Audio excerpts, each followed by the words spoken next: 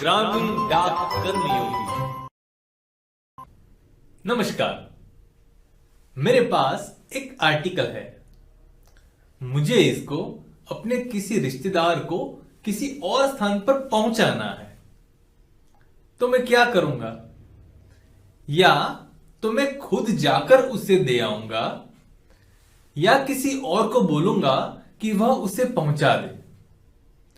और इस कार्य के लिए मुझे उसे कुछ भुगतान भी करना पड़ेगा। इसका सामान्य मतलब है कि मैंने उस चीज को पार्सल के तौर पे भेज दिया।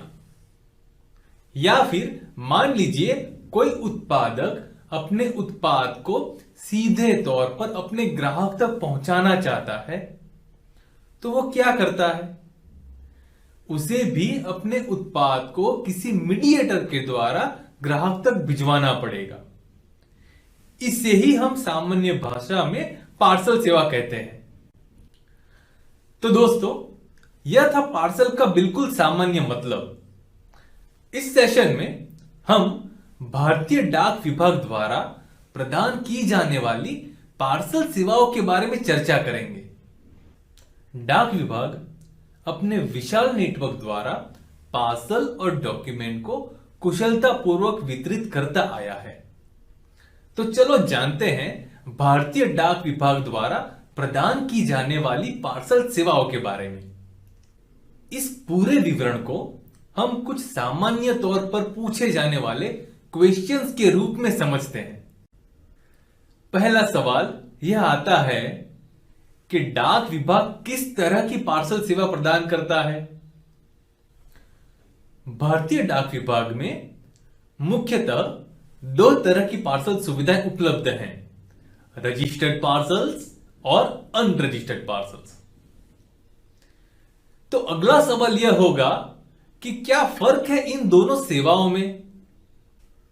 रजिस्टर्ड पार्सल का मतलब है जिस पार्सल का पोस्ट ऑफिस द्वारा बुकिंग के दौरान पंजीकरण किया जाता है और एक 13 डिजिट का यूनिक रजिस्ट्रेशन नंबर दिया जाता है।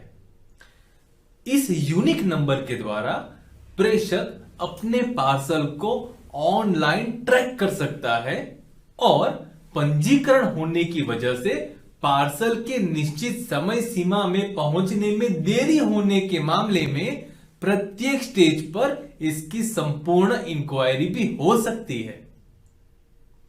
जबकि अनरजिस्टर्ड पार्सल का कहीं भी पंजीकरण नहीं किया जाता और पंजीकरण न होने की वजह से इस पार्सल का कोई रजिस्ट्रेशन नंबर भी नहीं होता।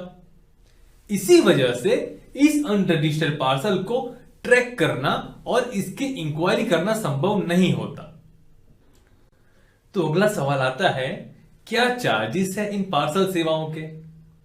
किसी भी डोमेस्टिक अनरजिस्टर्ड पार्सल के चार्जेस हैं 19 रुपए पहले 500 ग्राम तक और 16 रुपए बाद के प्रति 500 ग्राम के लिए या उसके भाग के लिए।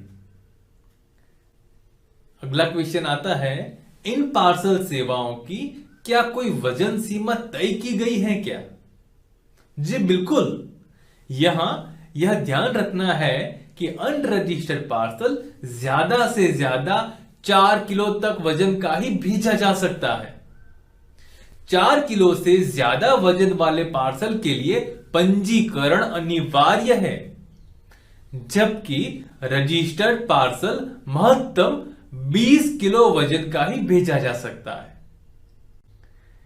तो आगे क्वेश्चन हो सकता है, रजिस्टर्ड पार्सल के लिए कितने रुपए ज्यादा देने पड़ेंगे?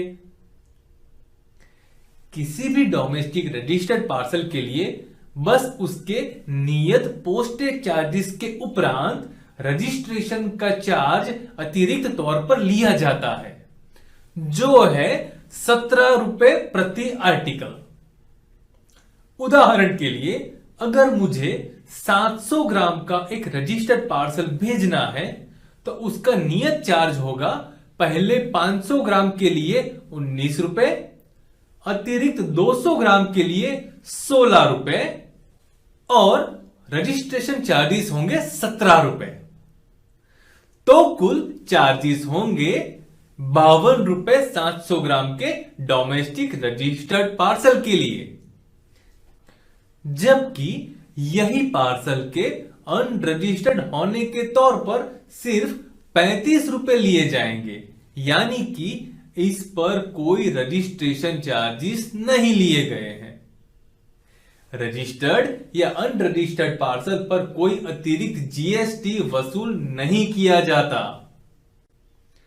तो ये तो हुई रजिस्टर्ड और अनरजिस्टर्ड डोमेस्टिक पार्सल की बात।